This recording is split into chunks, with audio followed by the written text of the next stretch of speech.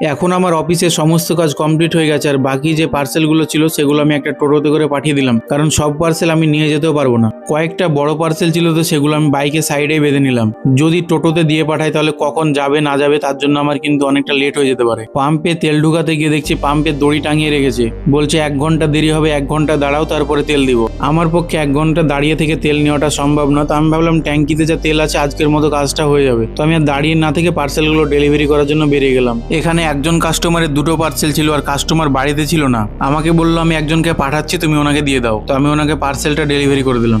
একজন কাস্টমার মিন্ত্রা থেকে একটা পার্সেল অর্ডার করেছিল। কাস্টমারকে যখন পার্সেলের জন্য কল করলাম তখন কাস্টমার আমাকে বলছে যে পার্সেলের মধ্যে কি আছে। তো আমি বললাম পার্সেলের মধ্যে কি আছে ওগুলো তো আমি বলতে পারবো না, আপনি পার্সেলটা অর্ডার করেছেন, আপনি কি অর্ডার করেছেন সেটা আপনি একমাত্র জানেন। তা আমাকে উনি বলছেন যে তুমি নিয়ে এসছো, তুমি জানো না। আমি ওনাকে বললাম পার্সেলটা যখন অর্ডার দিয়েছিলেন তখন কি আমাকে বলে অর্ডার দিয়েছিলেন, আপনি কি অর্ডার দিচ্ছেন। তখন আমি ওনাকে বললাম যে আপনি সোজা কথা বলে দেন যে পার্সেলটা নিবো না, ক্যান্সেল করে দাও। তো তারপরে কাস্টমার বললো হ্যাঁ পার্সেলটা নিবো না, তুমি ক্যান্সেল করে দাও। তারপরে আরো কয়েকটা কাস্টমারের পার্সেল ছিল, তো তাদেরকে কল করে করে পার্সেলগুলো ডেলিভারি করে দিলাম। তারপরে আমি একটা জায়গায় দাঁড়িয়ে একটু রেস্ট করে নিলাম। তারপরে বাকি পার্সেলগুলো ডেলিভারি করতে লাগলাম। এখানে একটা বন্ধন ব্যাংক থেকে পার্সেল ছিল আর কাস্টমারকে বললাম পার্সেল নেওয়ার সময় ওটিপি লাগবে। তো কাস্টমার বললো আমি ওটিপি দিয়ে ব্যাংকের পার্সেল নিতে পারবো না। তো কাস্টমার ম্যানেজারকে ফোন করলো, তো ম্যানেজার বললো হ্যাঁ আপনি ওটিপি দিয়ে পার্সেলটা নিন। তারপরে কাস্টমার ওটিপি দিয়ে পার্সেলটা নিল। এখানে একজন কাস্টমারের 27টা পার্সেল ছিল, তো আমি কাস্টমারকে পার্সেলগুলো ডেলিভারি করে দিলাম। যেদিন পার্সেল বেশি থাকে সেদিন কিন্তু এরকম পার্সেল একটু বেশি থাকে। আমার ব্যাগের সাইডে যে বড় পার্সেলটা আছে এটা দেখে সবাই বলছে যে পার্সেলটা কি আছে কি আছে।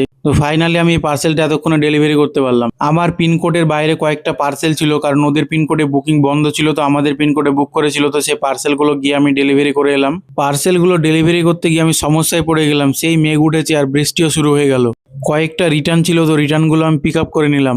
আজকে আমার কাজ এই পর্যন্তই শেষ। আর আজকে আমি পার্সেল নিয়ে গেছিলাম 224টা, তার মধ্যে 219টা পার্সেল ডেলিভারি করেছি আর 5টা পার্সেল ফেল্ড হয়েছে। আজকে আমি ডেলিভারি করে কত টাকা ইনকাম করলাম নিচে পিন কমেন্টে দিয়ে দিচ্ছি।